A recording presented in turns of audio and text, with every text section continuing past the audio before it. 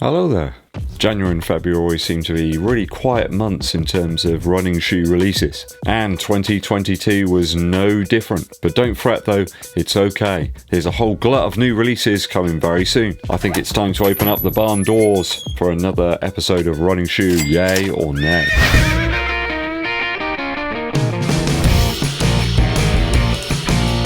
Thanks for joining us here on the channel, guys. It's always appreciated. Hope you're having a fine day. Make my day even finer by hitting that subscribe button and clicking the bell below for notifications when we drop those new videos for you. You can also help the channel out too by giving this video a thumbs up like and also sharing it with your running buddies. Bay Marie. First shoe up today on the Yay or Nay is the Nike ZOOMX Invincible Run FlyKnit 2. So spot the difference time here, people. With this V2 variant of the Invincible Run from Nike, can you see any real difference here between the version 1 and the version 2? I mean, the midsole and outsole seem completely the same. They're untouched, there's no difference. The heel clip and the upper reflective sections near the toe box are very, very similar, along with the lacing eyelets and the toe box appearance. It's pretty much exactly the same as the V1. I think if you've got only a couple of 100 miles into the V1, there's little point in getting these, is there? The Invincible Run was a bit of a flawed shoe for me. In some ways it worked very well, but with a few tweaks it could have been fantastic. Could have been a fantastic, very forgiving distance beast.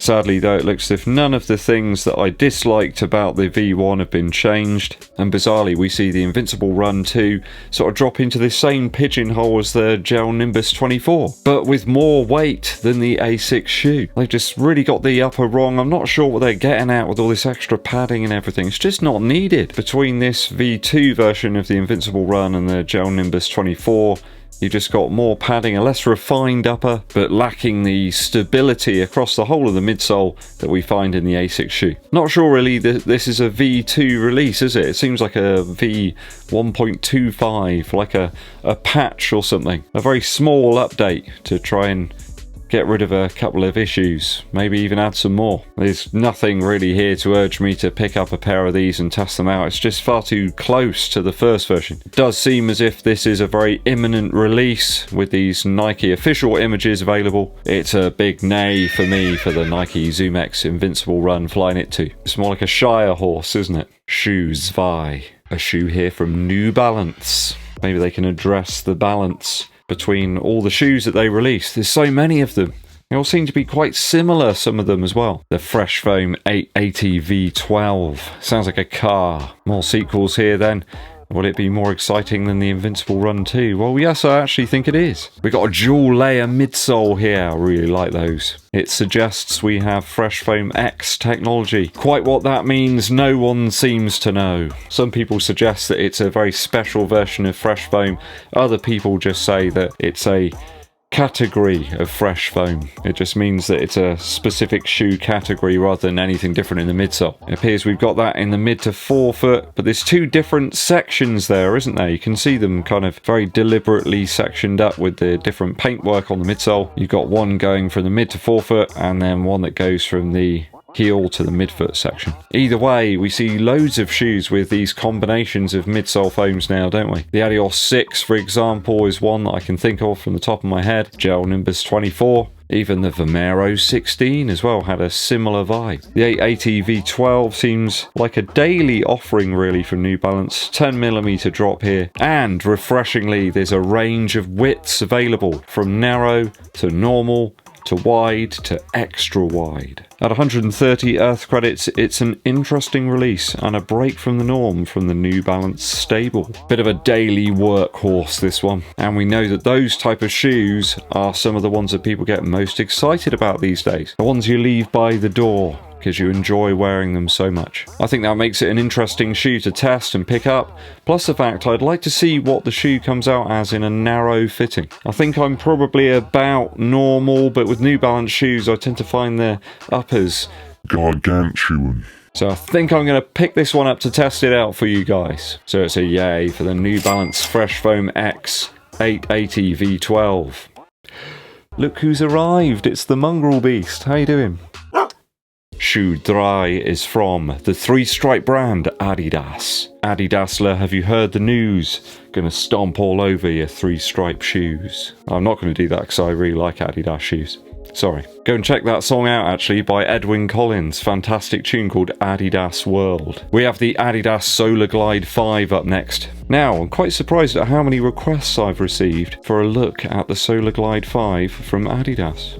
120 Earth credits here, and this one clocks in at 335 grams, my lucky number, in those sample sizes. So it's probably going to be a little bit lighter, perhaps, than the Ultra Boost 22 in my size. We have a 10mm drop here, though there is a considerable 36mm heel stack and 26 in the forefoot. So that probably means it's potentially close to about 40mm of heel stack in my UK 11. People commented a while ago that, you know, the heel stack doesn't increase with the shoe size. Well, it does. I promise you that. My pair of the Prime X, I think, was 56mm. You know, it's BG's Mark Bolan stuff for me. An interesting knit upper here in this shoe with the classic torsion system. I think it's like the LEP2 system here in the midfoot that creeps up towards the forefoot and the heel. It does appear there's another layer of foam on top of the boost there. I'm not entirely sure what that is. Even Adidas themselves don't quote what it is on their website. It's a mystery, guys. Maybe one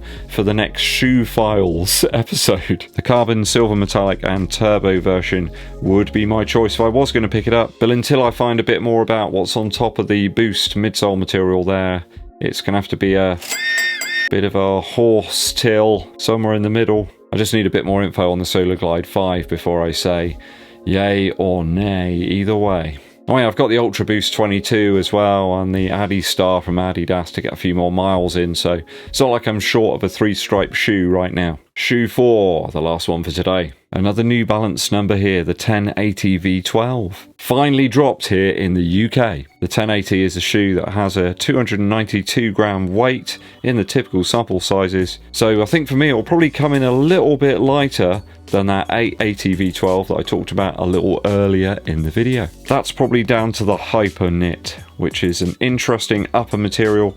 I think it features different areas of stretch and rigidity to sort of mould around the foot. A bit like a foot sheath. I guess a little bit like the Alphafly Atom Knit. That woven section that goes along the tongue, or at least where the tongue would be. You got a bit of stretch there in certain places and not others. It's FRESHFOAM X again here, whatever that means. That could mean they've switched up the material a little bit since the V11, which I found to be a little spongy. Really great for impact protection, but it didn't seem to give an awful lot of the energy back. That foam needs to listen to the new radicals a little bit. I mean, it will certainly be comfortable.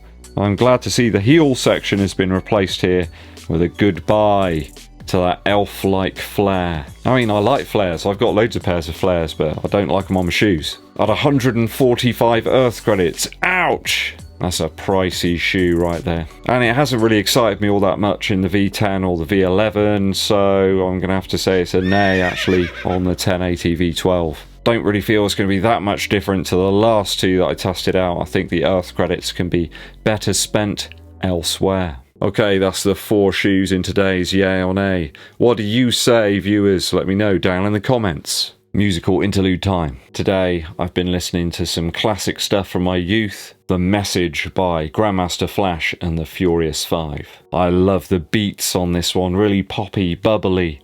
A little bit like the sound effects that you get perhaps in a laboratory, you know, one of those sort of sci-fi films. Kind of feels like you're bouncing up and down on a load of popcorn as it's starting to heat up and spring into life. I love the lyrics on this track as well. Really feels like a little story, like you're sort of following the rapper as they go through a day or a week in their life. I love those really funky synths as well, loads of modulation on them, just like this. Lovely use of echo as well on some of the little sound effects put in. It never gets boring, you know, just got this really nice groove there, and you can just sort of tune into it, lock the dial, and enjoy The Message from Grandmaster Flash and the Furious 5. Thanks for tuning in, cats. Always appreciated. I hope you've enjoyed the yay or nay for today. Hit the subscribe button and click the bell below for notifications. Not forgetting to give this video a thumbs up, like, and share it with your running buddies. My name's EDDBUD, and I'll be seeing you